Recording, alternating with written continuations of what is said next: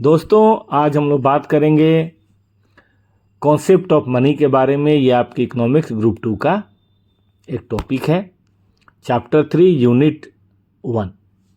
सबसे पहली बात, व्हाट इज मनी।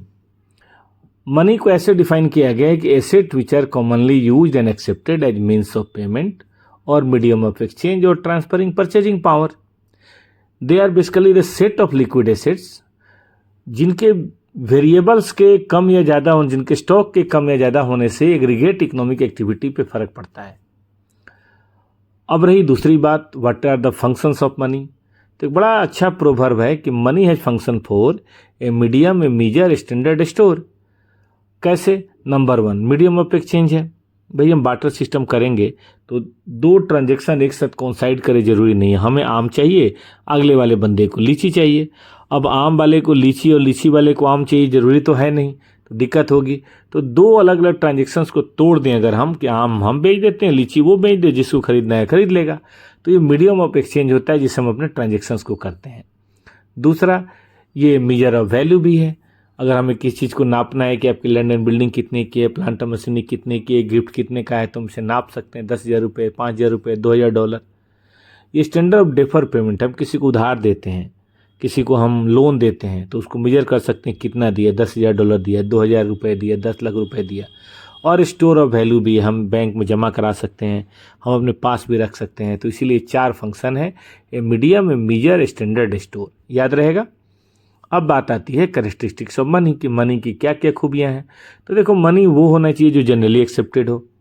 दूसरा, ड्यूरेबल हो, लॉन्ग लास्टिंग हो, जल्दी टूटे फूटे नहीं। तीसरा, एफर्टलेसली रिकॉग्नाइजेबल हो।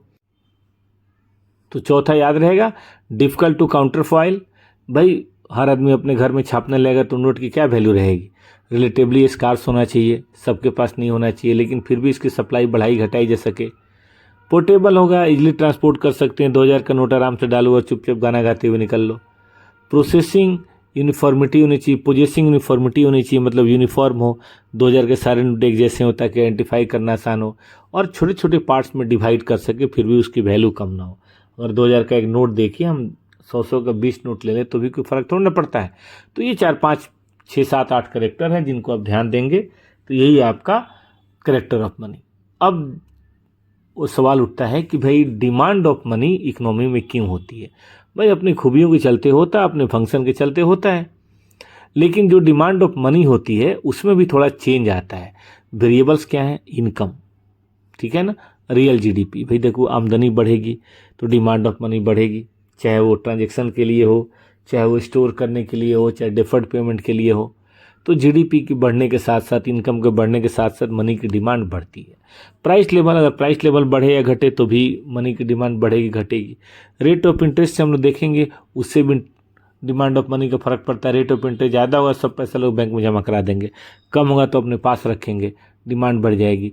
डिग्री ऑफ फिनेंशियल इनोवेशंस, भाई जहाँ बैंक बहुत है, पेटीएम है, एटीएम मशीन है, वहाँ लोग कम पैसे रखते हैं अपने पास, ज़्यादा पैसा बैंक में रखते हैं। लेकिन जहाँ ये सब नहीं, वहाँ पैसा कैश में सब करना पड़ता है, तो इस बात की दिक्कत होती है, ठीक है ना। तो इसलिए डिमांड ऑफ मनी की बातें होती हैं। अब ये जहाँ तक रही थ्योरी की बात, तो कई सारी थ्योरीज आई हैं डिमांड ऑफ मनी के ऊपर। पहला क्लासिकल अप्रोच थ्योरी है, इसको हम कई बार क्वांटिटी थ्योरी बोलते हैं, जो फिशर ने बनाया था। उन्होंने बड़ा सिंपल सा कहा था कि भाई मनी का सबसे ज़्यादा जो स्ट्रॉन्ग रिलेशनशिप है वो प्राइस लेवल के साथ है, कि m v equal to p t. यहाँ एम है total amount of money, v है ट्रांजेक्शन वेलोसिटी, पी है एवरेज प्राइस लेवल, और टी है नंबर ऑफ ट्रांजेक्शन। हमें भी